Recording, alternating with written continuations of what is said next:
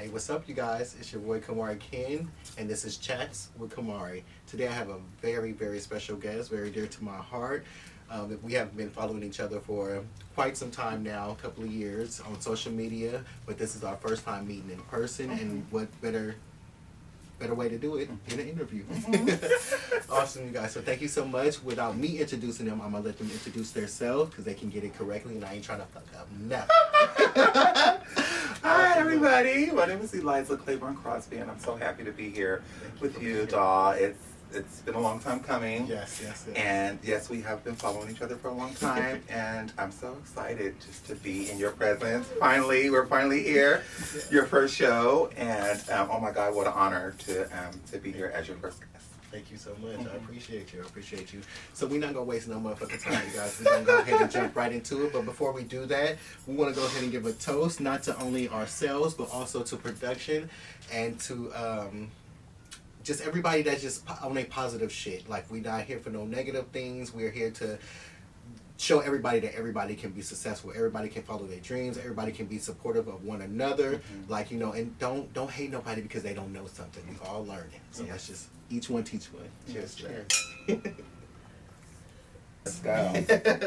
First question is, because a lot of people, especially in our time right now, in the LGBTQ community, and we're still learning, pronouns is very, very involved right now, and it means a lot to everybody. What are your pronouns, and what do pronouns mean to you? Okay, well, I am a black woman. I'm living a trans experience. My pronouns are she, her, queen, Mrs. Crosby, all of those. Yes, but I do use she pronouns. It's never really been important to voice that. Important to voice that until these last couple of years. Okay. It's really been like a thing for you to say what you are, who you are. But yeah, I'm she, her, hers. Awesome. Yeah, so I know most definitely, just like you said, within the past few years, the pronoun thing has been really, really heavy, in which I most definitely, first and foremost, respect. Not only because I am part of the community, but because I want to educate myself on, what it is a part of my community, and also help others, to educate them on it. When people ask me, like, what are your pronouns, I say, I'm just he, I do kind of feel like, why is this bitch asking me that? But then understanding where we are today with it, so I have to respect it and then try to, adapt to it and stuff. But I don't like when I get, oh, you should know this, or like, why don't you, like you're already supposed to know. Already supposed to know, exactly. Especially from the ones that are, higher up there, that knows that they should just, like, educate. You ever experienced anything like that? Well, I'm probably older than all of us in here. And when I was growing up, that wasn't so much a thing. You know what I'm saying? It was, you were a girl, and you knew that. And you know what I'm saying? And the people that you hung around, they associated you with that. That's what it was. If you were a gay boy, you were a gay boy. You know what I'm saying? You knew who you were. There wasn't a question of your identity then. Now, it's different. I've never had to deal with that. But in the recent years, I have been educated on the importance of why that is so prevalent in the community, why people do that, especially in the trans community. Yeah, what was one of the reasons why they say it's important?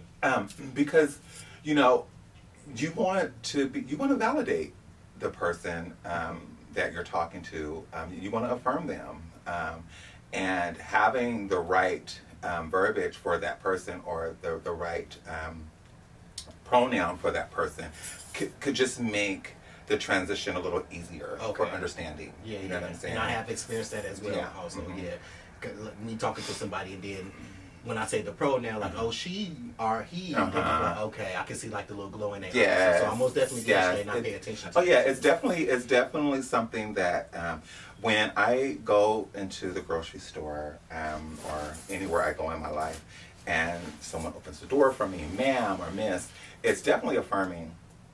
But there are those who don't know anything about that, who are not in the community. And humans are very visual, and so people are going to address you as what they see, and a lot of times, because of the umbrella of transness is so broad, a person can say that they're trans, but the knowledge that the other person may have of what a trans person looks like, that person may not look like that. Got you. Okay. See, that was so that's kind of confusing to a person. Nothing against the trans women who, you know what I'm saying, who don't necessarily look the part. And when I say the part, society part. Yes. Okay. Because society, if they see a woman, they're going to address a woman. You know what I'm saying? If you are wearing makeup, or if you look like a male, and you use she, her pronouns, and the person who is ignorant to the terms that we know so much about, and they say, "Sir," that's because that's what they see. In their eyes, that's what they see. Yes. And so that's kind of why it's important to know the different pronouns and the pronouns that person is using. And some of those people could be, being shady, being salty. Yes, of course that. they could. Of course. But in 2024. Yes. Education leads to understanding. Yes, most definitely. Most definitely. Most definitely. Totally agree with that, and thank you for breaking that down, giving your perspective on that too. And it just takes us into labels. This label. Even from the tops to bottom, versatile, all that kind of stuff. Like that's super huge in the community too. I don't feel that it should be like a topic of always discussing when we meet somebody. We need to get to know each other before we can move on to, let you know what's going on and stuff like that. I think that is one thing that has also changed in the community. Divulging information. It's kind of like, is dating someone and she hasn't necessarily, they're just talking, per se. They've just gotten to the point of where they're just talking. And she hasn't disclosed her transness to this man yet. She don't know where this is going to go. You know what I'm saying? She don't know if she's going to see this man tomorrow. So she's supposed to tell him right then and there on the date that this is where it is. You know what I'm saying? This is what it is. You can do that. Yeah. That's what I would do. But that you telling that person that off the top, you know what I'm saying? It could... life-threatening. It is. You have to kind of be careful about, how you go about explaining yourself to someone, because you don't know how that reaction is going to be. But divulging information and things like top, bottom, and things like, I don't know too much about that, because that wasn't around. I think that was like literally right after your era of like girl, I'm up in the I just knew trade, honey. That's it. That's when I started in the trade era. It's like, what the fuck is a trade? Yeah, and even with that, with trade, it's like, even if trade was a top or a bottom, honey, that wasn't even brought up until you was in the act, honey. And both of y'all was, you know what I'm saying? And it's like, let's do that. Trade. Yeah. Now everyone trade, honey. Honey, trade just, everybody trade, honey. But, divulging information and having labels, these labels that, it's like everything has to have. It's like the other day I saw something on my good girlfriend, Angelica Ross. Love her. Yes. she was doing an interview, and at the bottom of the interview thing, the title, it was like trans actress, and it's like I seen a clip on TikTok about somebody talking about that, mm-hmm. and it to me it felt like it was most definitely done on purpose. Mm-hmm. Mm-hmm. What was your take? Well, maybe I felt like maybe that's how she likes to identify. Okay. But for me, that is not what I lead with. You know what I'm saying? God knows, everyone knows that I'm trans. Okay, why do I have to lead with that everywhere I go? Mm-hmm. Why do I have to be the black trans girl? Why do I have to be the trans woman? Why can't I just be the girl? Why can't I just be the woman living a trans experience? Or why can't I just be me? Mm-hmm. Why is it important that everybody has to have a name? A label. A label. You know what I'm saying? It's like, why is that so important? To some, that may be important. Mm-hmm. And maybe Mrs. Ross, you know what I'm saying? Maybe that is how she identifies with herself. Yeah. And more power to her. But I just felt like, you're an actress. What does your transness have to do with your ability to act? Mm-hmm. And growing up, did you see a lot of trans women? I saw a couple of them because I grew up here in the Bay Area. But like I said, I grew up, that wasn't really the scene when I grew up. Mm-hmm. I grew up around a lot of uncles and boy cousins and the rough and the tough. Mm-hmm. I didn't really see the community that I'm a part of. I didn't grow up around that. What part of the Bay Area did you grow up in? Oakland, Vallejo, San Francisco. Yes. Okay. Mm-hmm. And this is around probably like the 90s? This is like around the 80s. Around the 80s, 90s. Mm-hmm. Okay. Yeah, I'm going to say, as far as I can remember, the middle 90s, mm-hmm. like 90, 94, mm-hmm. I remember being in Oakland and then actually like seeing things like, okay. Because I used to go to Lafayette Elementary. Uh-huh. And in that area over there, downtown Oakland, mm-hmm. it was like a lot of, I guess I would identify them now. Mm-hmm. I'm a little bit more knowledgeable mm-hmm. of it. Trans women. Mm-hmm. But then I would see some that, didn't have the breasts and mm-hmm. shit like that or whatever, but still had the makeup and mm-hmm. the wig. So mm-hmm. it was just like, in my young mind, very confusing to me, so I didn't, understand. Mm-hmm. And then one day, me and my brothers was walking home from school, and we got chased by one. So we scared and like screaming and stuff like that. My mom come out, mm-hmm. she's ready to go and stuff like that or whatever. But then she kind of, not too much, gave us the information about it, but to let us know, like, these are still they human. Mm-hmm. Y'all don't mess with them. Mm-hmm. Don't disrespect them. Mm-hmm. They grown, mm-hmm. and these are. She called them women. Mm-hmm. Mm-hmm. She didn't say. My mom was like that too. Men, mm-hmm. Nothing like that. Yeah. It was she was very respectful mm-hmm. to it. So when all right. So before we continue on with that conversation, let's go ahead and take a shot. What we sipping on today? We got this little mimosa going on, a little cute mimosa with the what is it? Corks. I think it's corks. Mm-hmm. And then we got cooks. Don't hold it against me. Mm-hmm. We got cooks, and then we got some fruit juice going on. And in this beautiful bottle right here, we do have some Taylor Port. It's a wine, but I ain't gonna give y'all no information about it. If you want to try it, go ahead to the store, your local store, Safeway, somebody. Go get you some. But right now, we finna take us a shot. Okay. Before we continue with this amazing conversation. Yes. And what is this in here? Oh, that's your champagne.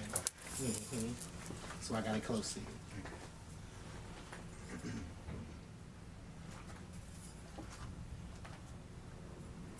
So it is a wine, but it does taste like, some little some brown. Hennessy, some brown or something like that. All right, here we go. Baby. So cheers to life. Beginnings. And happiness. Mm-hmm. When you end up coming out to your parents, what was that transition like? I have always been very much my mother's daughter. Okay. Always.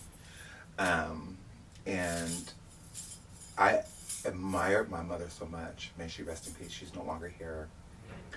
I admired her so much that I just knew that I was her. Like, because we just had that connection with each other.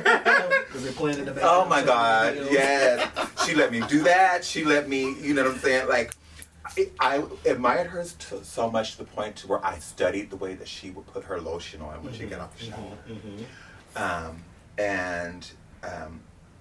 My mom never made me feel like there was something wrong with how I play with dolls, and I play with my sisters all the time, and my dad would say, "Go in there with your mama," you know. He would, you know, do that. I came out. I don't know if because I don't really use the word the come out thing. See that? I don't feel like I had that moment because my mother kind of told me what I was and who I was. I was 12 when we had this conversation, and it was a conversation that, as you said, a gay boy may have needed to have with their mama. A trans girl needed to have that with their mama too. And it's a shame that a lot of girls don't get that, but I was blessed to get that. And my mother was very attentive to me, and she was very protective of me.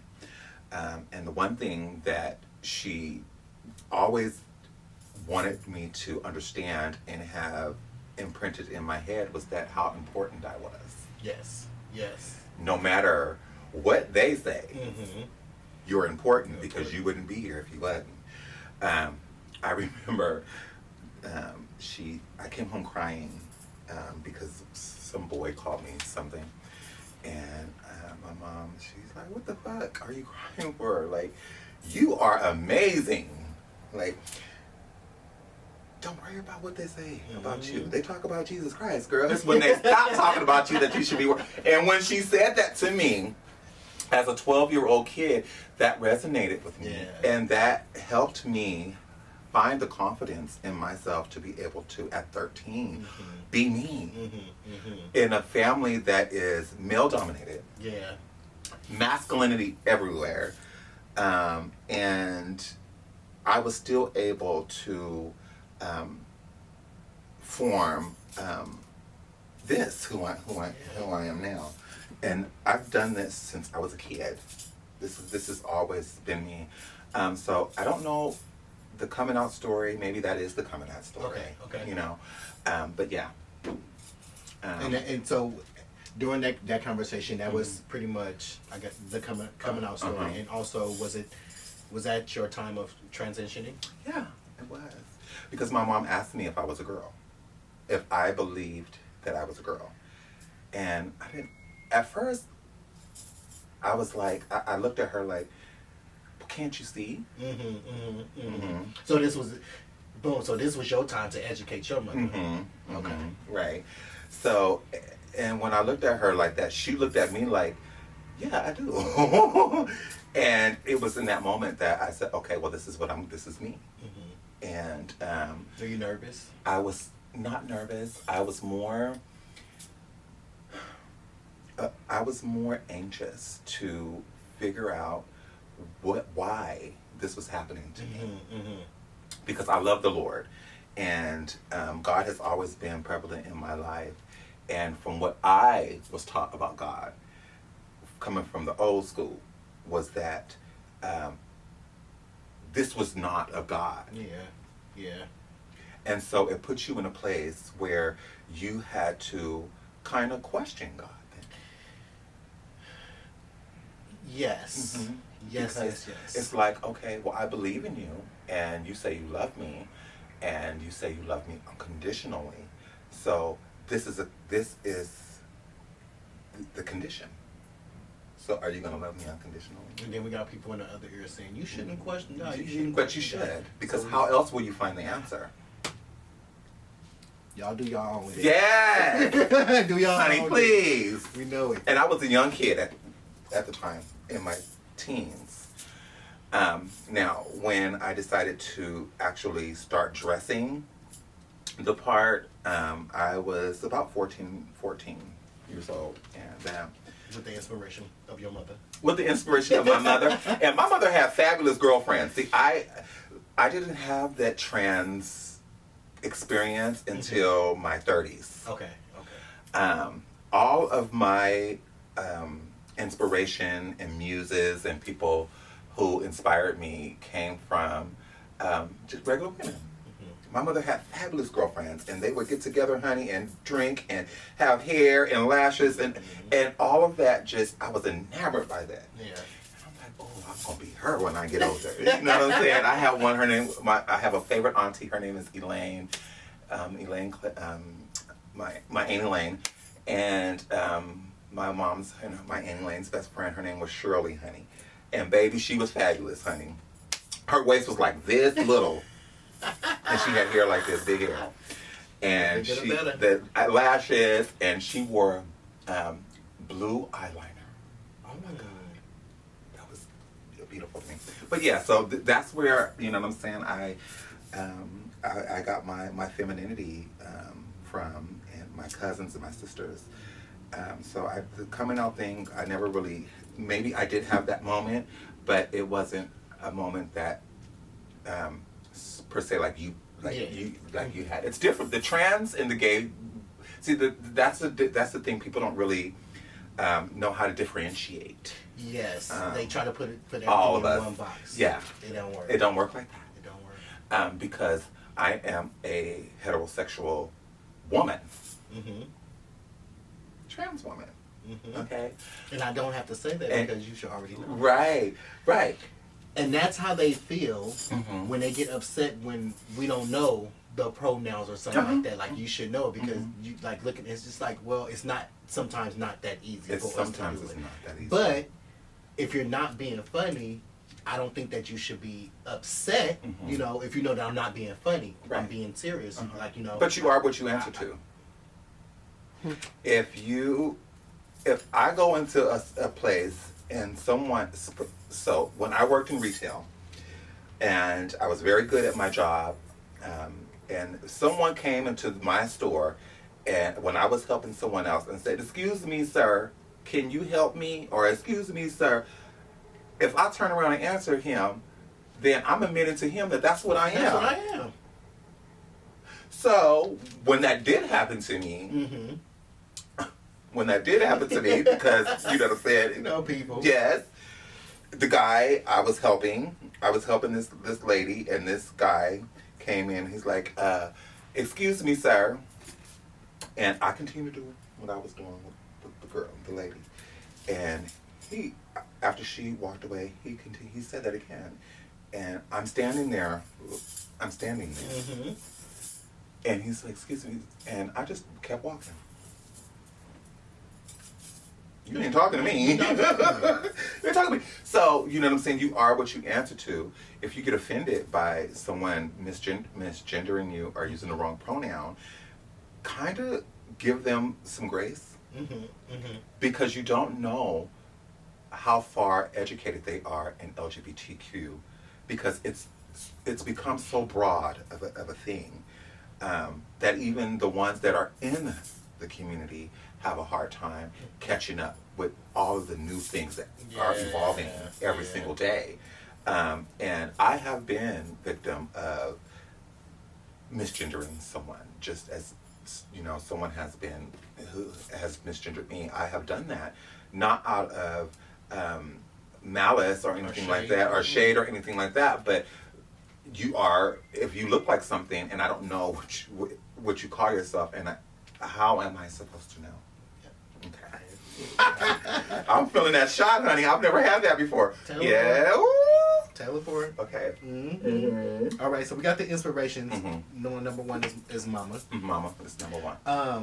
Go ahead and lay a couple of more inspirations out from you. Whether it's from makeup, from beauty, from just knowing how to love yourself a little bit more. Whatever. I love myself. I love love. I love That's why she a love. Yeah. I love Inspiring. I love being inspired. I love, I love the fact that I get to love myself and be in these shoes. I'm so thankful. I've been through hell and back. And I've learned not to lead with pain, but to lead with life. Pain is pain. You can't change that shit. You can't. That's what it is. You can't. You gotta fix it. But you can change life, and you can live life, and you can love in life. And so these last couple of years, that has been my mantra, is just to love. Stop being so mean to myself. Stop being so mean to yourself. Like, give yourself a fucking break, you know? So, yeah, that's one of the things that is just love and being okay with the fact that you are fucking amazing and not having no explanation for that. And along with Mama being an inspiration, name just a couple more inspirations. Well, it's if you want to say like style inspirations, I love old school. I'm very well, I got my girls hanging out today because I just felt like I wanted to, honey. As you should. But I love Diane Carroll. I love the 80s R&B women like Angela Winbush and Vesta, Shantae Moore, Anita Baker. Shantae Moore just had a concert. Yes, girl. But one of my greatest inspirations is a character from a show.